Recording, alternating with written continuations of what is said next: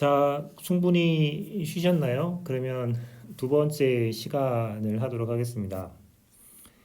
그 두 번째 시간은 당뇨병 약에 대한 겁니다. 자, 여러분들 리프레시도 할 겸 제가 좋아하는 노래 한 곡 들려드리면서 시작하도록 하겠습니다.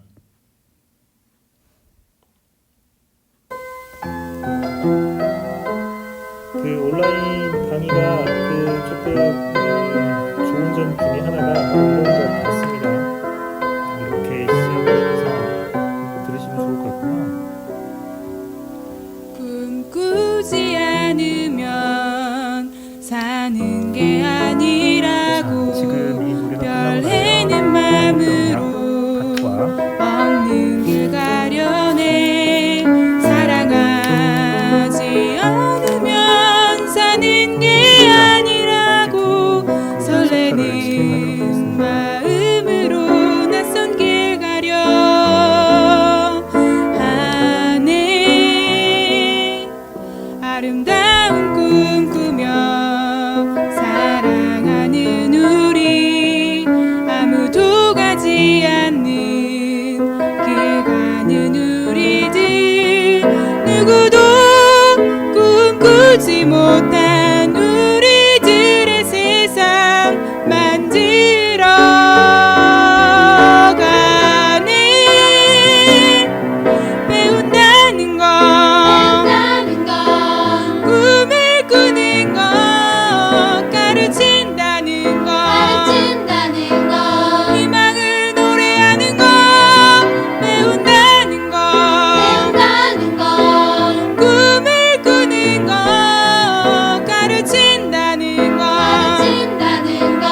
희망을 노래하는 것 우리 알고 있네. 우리 알고 있네.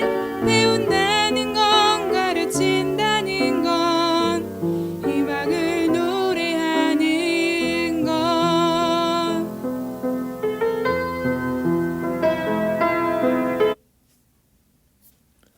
자, 들으셨죠? 그러면 이제 충분히 이제 마음의 준비를 했을 거라고 생각하고 당뇨병 약을 하도록 하겠습니다. 당뇨병은 여러분 아시다시피 제1형과 제2형으로 나뉜다는 걸 알고 계실 겁니다. 1형 당뇨병은 여러 자가 면역 관련 때문에 췌장에 인슐린을 만드는 베타 세포가 완전히 망가져서 파괴돼서 기능을 못하는 거죠. 주로 아이일 때 발견이 많이 되기 때문에 소아당뇨병이라고 불립니다.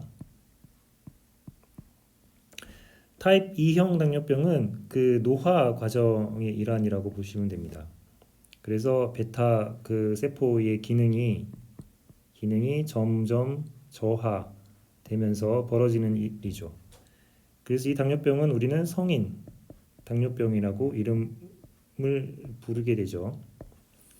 당뇨병 환자를 100으로 봤을 때 소아당뇨병이 10% 정도 된다면 성인 당뇨병이 한 90% 정도 된다고 보시면 됩니다. 그러면 제1 당뇨병에 걸려 있는 아이들, 주로 이제 소아들한테 처방은 인슐린이 되죠. 이 인슐린 처방의 가장 문제는 이 주사로 줄 수밖에 없다라고 하는 겁니다. 단백질 제제이기 때문에 경구 투여를 했을 때 소화효소에서 파괴되기 때문이죠. 이 주사를 해야 되는 것들 때문에 소아들이 이제 굉장히 이제 싫어하는 상태가 됩니다. 따라서 인슐린의 주사 이외에 다른 방법들에 대한 연구들 그리고 그것들이 이제 실제로 적용 가능성이 있는 수준까지 올라와 있는 상태입니다. 인슐린을 주사를 할 때 가장 흔하게 생기는 부작용 중에 하나는 뭐냐 하면 여러분들이 인슐린이 이제 몸에 들어가서 어떤 역할을 하는가를 이제 양리학을 배운 사람 입장에서 공부를 하시고 정의를 하셔야 되는데 안 배운 사람 입장에서 정의를 하게 되면 인슐린은 당을 떨어뜨린다 라고만 이해를 하게 됩니다. 인슐린이 혈당을 조절하는 그 개념은 두 가지가 있습니다. 크게 근육과 지방세포한테 명령을 내립니다. 인슐린이 아니라 포도당을 써라 라고 하는 명령을 내리는 녀석이 인슐린이 하는 역할입니다. 왜냐하면 혈액 중에 당이 이제 높게 되어 있기 때문에 그 혈당을 조절을 하는 방식을 이런 식으로 그 선택을 한 거죠. 근데 인슐린이 그 포도당을 써라라고 명령을 내릴 때 명령 체계가 적절히 써라라고 하는 명령을 내리지 못합니다. 따라서 인슐린은 포도당을 써라라고 명령을 내리기 때문에 적절할 수준을 넘어서서 그 명령을 이수할 가능성들이 생기게 됩니다. 따라서 교재 313쪽을 보시게 되면 저혈당이 인슐린에 대한 가장 심각하고 흔한 부작용으로 일어난다라고 하는 것들은 기본적으로 알고 계셨으면 좋겠습니다. 그러면 적절하게 그 포도당을 조절하는 방법들을 선택하려면 인슐린 제제를 조절을 해야 됩니다. 그래서 314쪽을 보시면 나와 있는 세 가지 컨셉이 있습니다. 신속 작용성 인슐린, 그 다음에 중간 작용성 인슐린, 끝으로 장시간 작용성 인슐린, 이렇게 되어 있죠. 우리 몸에서 나오는 그 정상적인 인슐린은 요 중간쯤에 해당을 한다고 보시면 됩니다. 그래서 작용에 대한 부분들을 교재에서 그림으로 보여드리면 이렇게 볼 수가 있습니다. 정상적인 그 레귤라 인슐린이라고 표현하죠. 우리 몸에서 나오는 인슐린을 파란색으로 됩니다. 사람 인슐린이 작용 발현하고 지속 시간에 대한 것들 그래프로 나타난 건데요. 혈중의 플라즈마에 인슐린 레벨이 어느 정도 시간에 높아지는가. 레귤라 인슐린은 보면 대체로 2시간 정도만 되면 높아집니다. 따라서 2시간 정도의 작용 시간이 가장 컸다가 떨어지는 형태로 볼 수가 있으면 되죠. 그런데 때에 따라서 음식을 폭식을 한 이후에 혈당이 갑자기 높아지는 걸 빠른 속도로 혈당 조절을 해야 되는 상황들이 생기게 됩니다. 2시간도 너무 늦어서 이거를 1시간 안에 땡기고 싶은 일들이 벌어집니다. 이렇게 작용하는 것을 우리는 신속 작용성 인슐린 또는 단시간 작용성 인슐린 제제라고 합니다. 만드는 방법은 간단합니다. 양리학자들이 하는 것처럼 레귤라 인슐린에 아미노산들을 여러 개 빼보고 치환해보고 하는 과정들을 밟아봅니다. 이제 그렇게 했더니 신기하게도 레귤라 인슐린보다 좀 더 작용 시간이 빠른 녀석들을 얻게 됐고요. 어떤 아미노애시드를 건드려서 그런 일들이 벌어지는가에 따라서 이름들을 인슐린 아스팔트를 건드려서 인슐린 리스프롤린을 건드려서 인슐린 글루라이신 이런 것들을 건드려서 만들었다고 해서 명명을 하게 되죠. 그 다음에 레귤라 인슐린보다 조금 더 길게 작용하는 중간작용성 인슐린을 얻고 싶게 됩니다. 중간작용성 인슐린을 얻게 되는데요. 중간작용성 인슐린의 대표적인 주자가 내추럴 프로타민 하제돈이라고 하는 NPH 인슐린이 되겠습니다. NPH 인슐린에 대한 장명 이름들을 보게 되면 인슐린은 마이너스 차지를 뜨고 있기 때문에 프로타민 6개하고 이렇게 합쳐지면 마이너스 플러스 차지가 떠서 결정 형태로 침착이 일어납니다. 이렇게 결정 형태로 침착이 일어나면 얘네들이 생리적으로 조금씩 녹아져 나오기 때문에 천천히 작용하는 일들이 벌어지게 됩니다. 그래서 내추럴 인슐린에다가 프로타민을 합쳐서 이러한 결정 형태로 만든 과학자가 하제돈이라고 하는 과학자입니다. 그래서 MPH 인슐린이 중간 작용성 인슐린이 되게 되겠습니다. 자, 이렇게 아미노애시드를 바꿔서 만든 인슐린, 아스팔트 등의 신속 작용성이 있는가 하면 이렇게 프로타민을 같이 결합시켜서 침착시키는 반응들이 있죠. 장시간 작용성 인슐린을 하다 보니까 이런 컨셉을 생기게 됐습니다. 인슐린 뒤쪽에 굉장히 무거운 타이어 같은 것들을 달아놓으면 이 녀석을 끌고 다니면서 작용하기 때문에 굉장히 천천히 작용하지 않겠는가라고 하는 컨셉입니다. 그 컨셉에 대표적으로 붙였던 녀석들이 인슐린 글라진이죠. 장시간 작용성 인슐린. 제가 이렇게 읽는 이유는 인슐린 글라진을 한번 보시면 여기 이제 주황색으로 되어 있는데요. 인슐린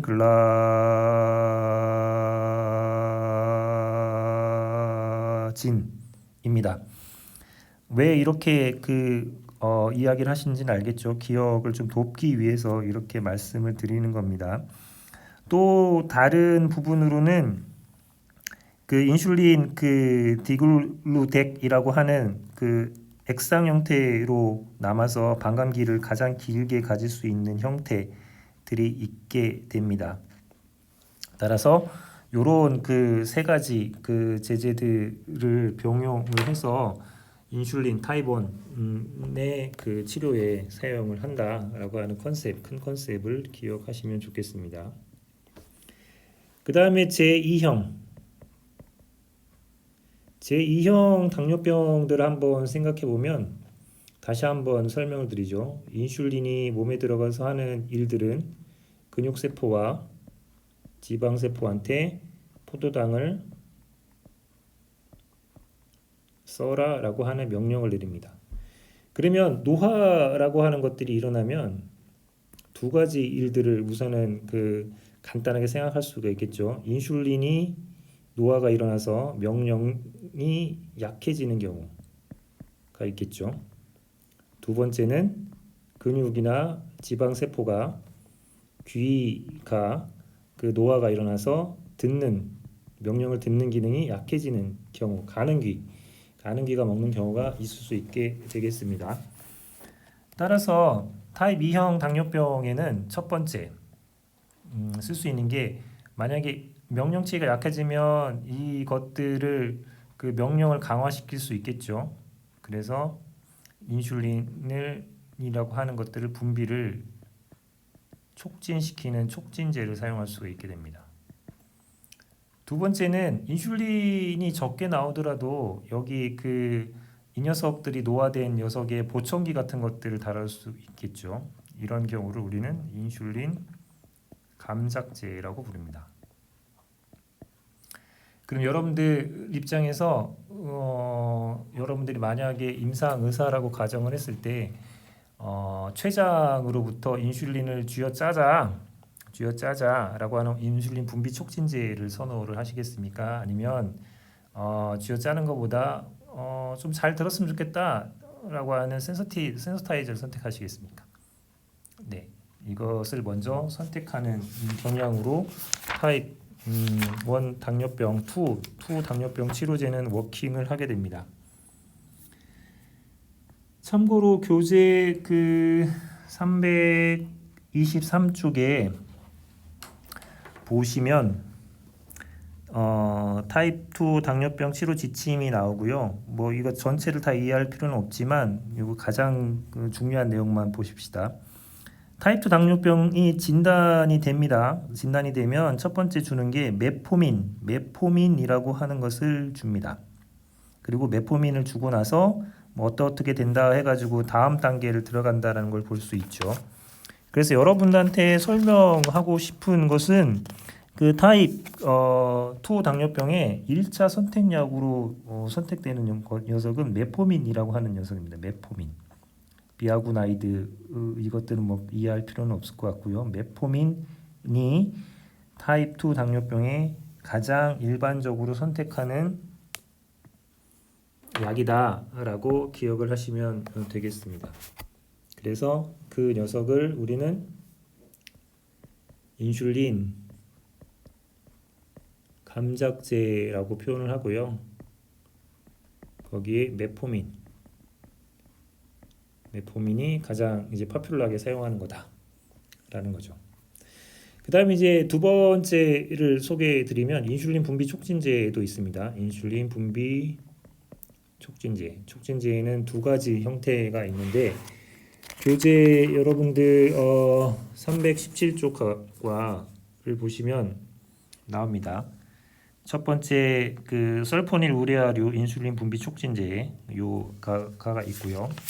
두 번째는 글리라이드류라고 해서 이 녀석도 인슐린 분비를 촉진하는 녀석입니다.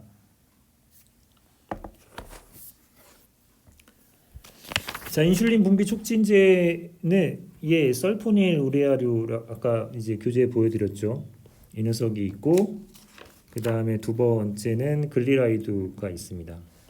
이 둘 간의 차이는 뭐냐면 이 녀석이 조금 더 신속하게 발현한다라고 보시면 됩니다. 따라서 그 신속 작용성 인슐린과 비슷한 형태라고 보시면 되죠. 그래서 주로 식후에 일어나는 그 인슐린 유리, 식후 인슐린 그리고 식후 글루코스 조절제로 분류가 되고 분비 촉진제에서 이 녀석들을 조금 더 많이 사용하는 형태라고 보시면 되겠습니다. 이것 외에 이제 인슐린 분비 타입 2 당뇨병에 그 다음으로 이제 많이 사용하는 친구가 이제 한 가지만 더 소개를 하고 싶은데요. DPP-4 억제제가 되겠습니다. 이 글리라이드류가 사용이 되면서 가장 문제가 되는 것 중에 하나가 부작용입니다.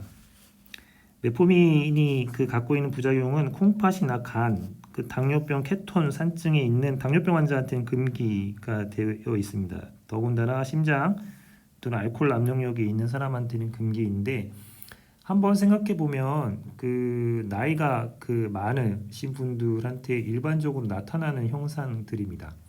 그럼 이런 분들은 당뇨병도 있고 이러한 복합 질환들을 함께 앓고 계실 텐데 과연 어떻게 해야 될까에 대한 문제가 생긴 거죠. 그래서 최근에 이것들 때문에 각광받아서 역주행되고 있는 녀석이 누구냐면 DPP-4 억제제입니다. 디펩티딜 펩티데이지 4 억제제요. 이것을 이해하려면 인크레틴 효과라고 하는 위장관 효과라고 하는 것들을 이해하실 필요가 있습니다. 위장관 효과는 별게 아니라 우리가 음식물을 먹게 되죠. 음식물을 먹으면 위장관으로 음식물들이 들어오게 됩니다.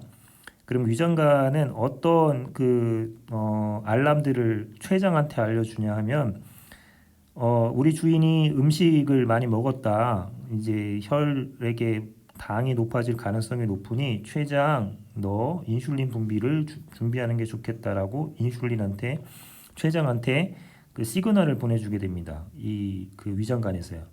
시그널 보낼 때 만들어지는 물질이 GLP-1이라고 하는 물질입니다. GLP-1이요. 이 GLP-1은 만들어지면 췌장한테 인슐린 분비를 촉진해라라고 이제 신호를 보내게 되고요. 그리고 위에서는 가능한 한 음식의 배출을 지연시켜라라고 신호를 보내게 됩니다. 이 신호가 굉장히 오랫동안 췌장한테 보내지게 되면 인슐린 분비가 너무 오랫동안 자극이 돼서 저혈당 쇼크가 벌어질 수가 있게 됩니다. 따라서 이 액티브한 GLP는 일정 시간이 지나면 파괴를 시켜야 되는데 파괴를 담당하는 효소가 바로 DPP-4라고 하는 효소입니다. 디펩티딜 펩티데이지 4 효소요.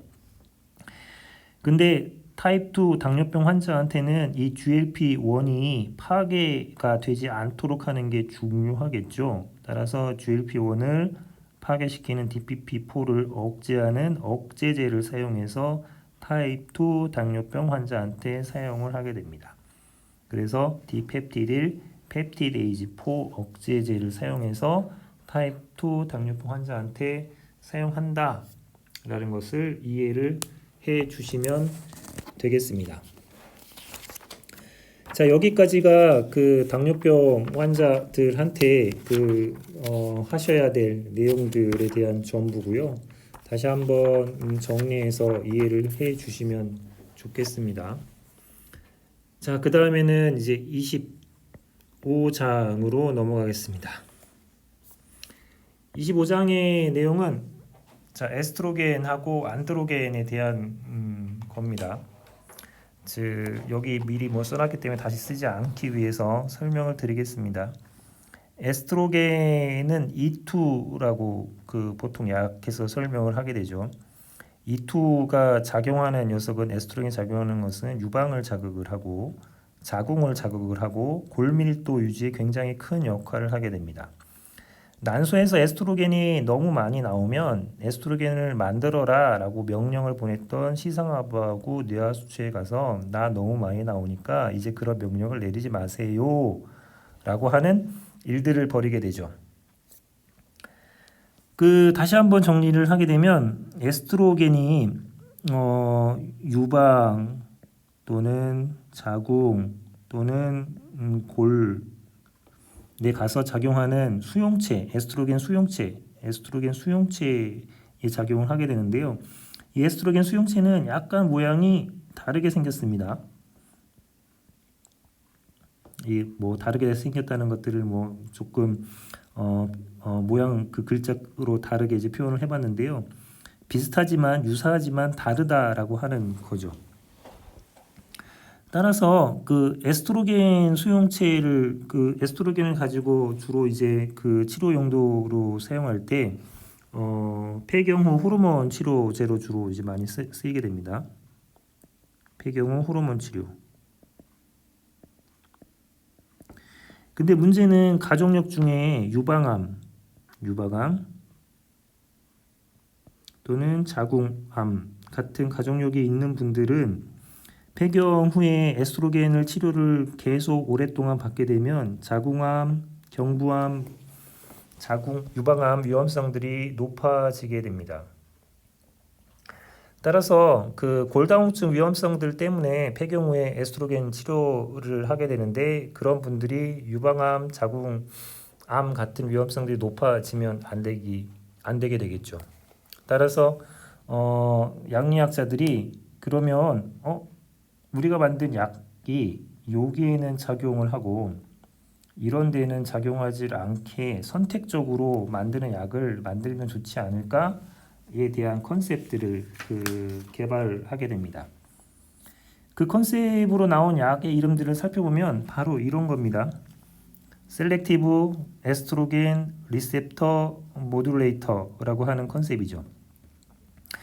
그래서 지금은 이런 컨셉으로 SERM이라고 이제 줄여서 말들을 하는데요. 이런 컨셉으로 약들을 개발하려고 꾸준한 노력들을 하고 있습니다.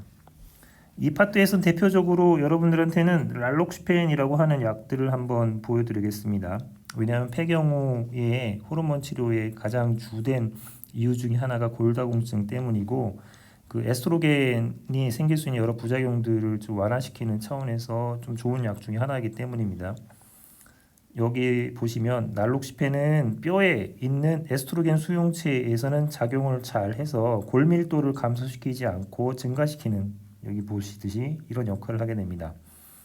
그런데 얘네들을 셀렉티브한 에스트로겐 수용체 조절제로 만들었기 때문에 날록시펜은 자궁 내막에 있는 에스트로겐 수용체하고는 작용을 하지 않습니다. 따라서 이런 촉진을 시키지도 않고 자궁암에 걸지도 않게 하는 특징들을 갖게 되죠. 따라서 양약자들이 이런 부분들을 조금 세련되고 효과적으로 만들려고 하는 노력들을 끊임없이 하고 있다라는 차원에서 이해를 해주시면 되겠습니다. 자, 그 다음에 이제 여러분들이 공부하셔야 될 것 중에 하나가 이제 프로게스토겐이죠.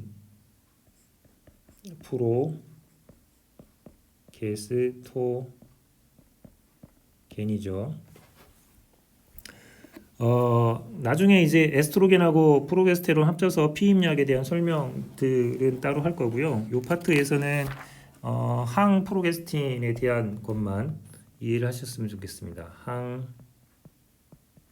항프로게스틴 대표적인 게 미페프리스톤입니다. 교재를 한번 보시죠.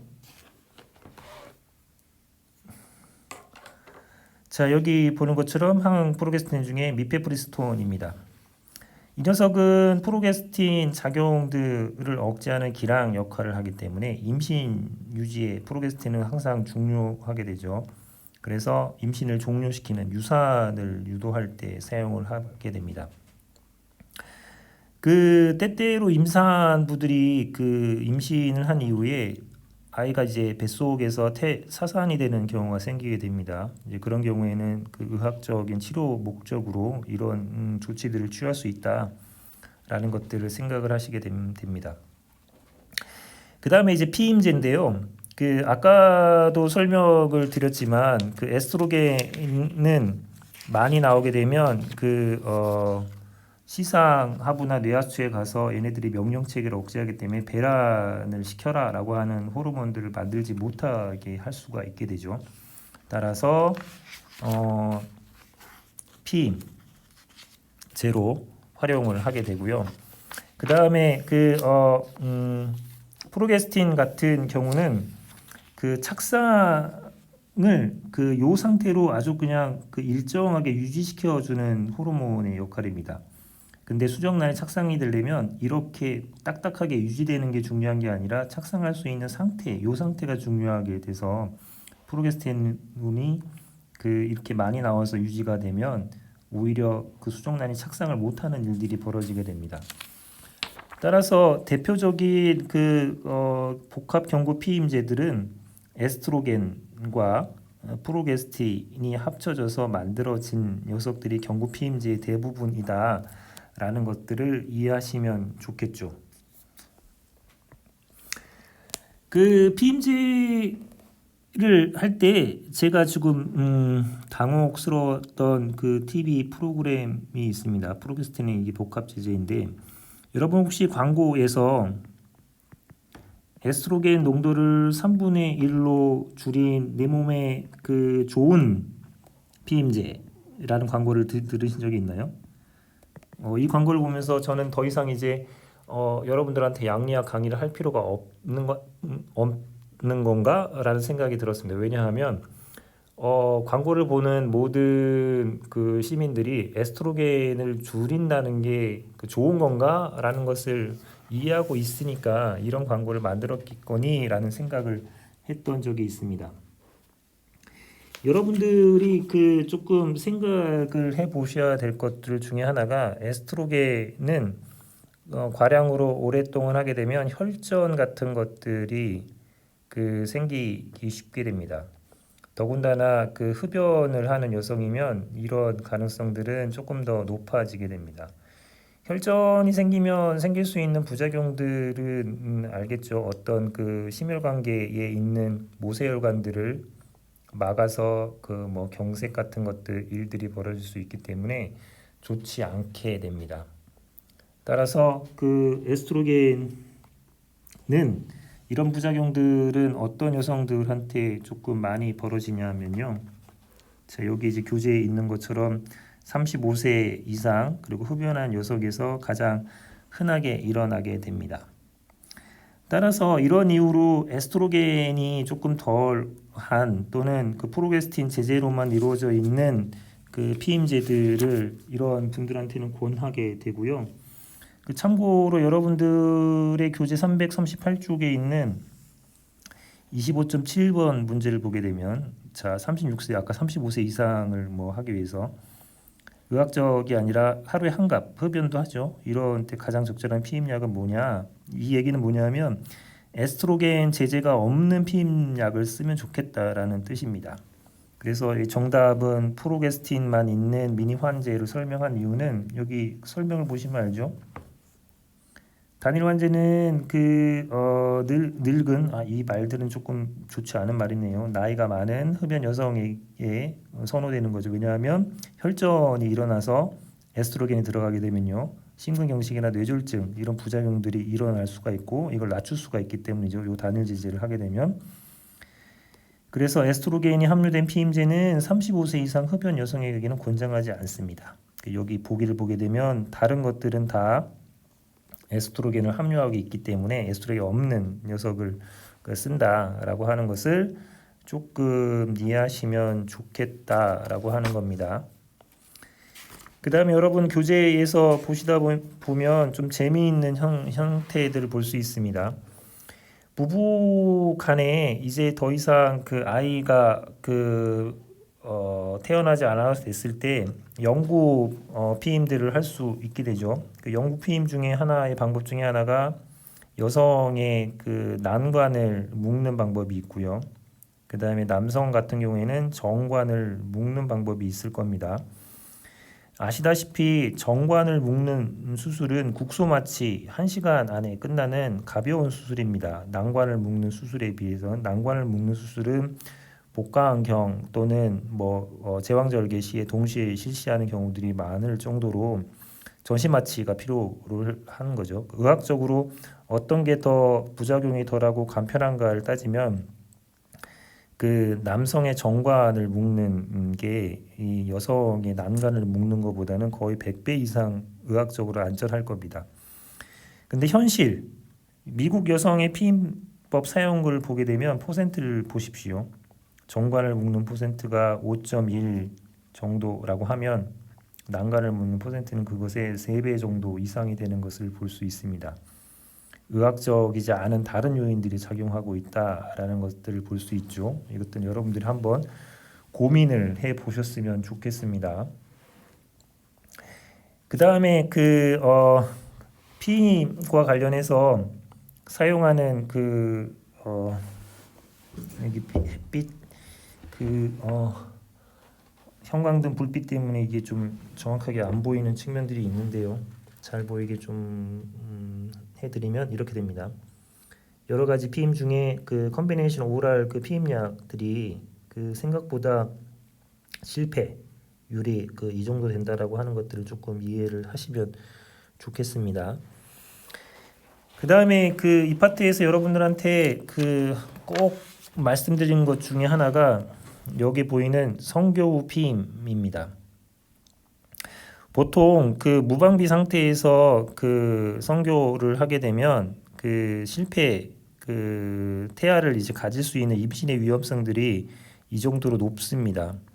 지금 이 형태는 젊은 부부들에서 좀 피임에 대해서 주의하라라고 하는 측면이지만 제가 드리고 싶은 말씀은 그런 일이 절대로 일어나지는 않아야 되겠지만 성폭행으로 인한 요인들입니다. 그것들을 당하게 되면 당사자는 물론이거니와 가족들 모두 다 멘붕 상태에 빠지게 됩니다.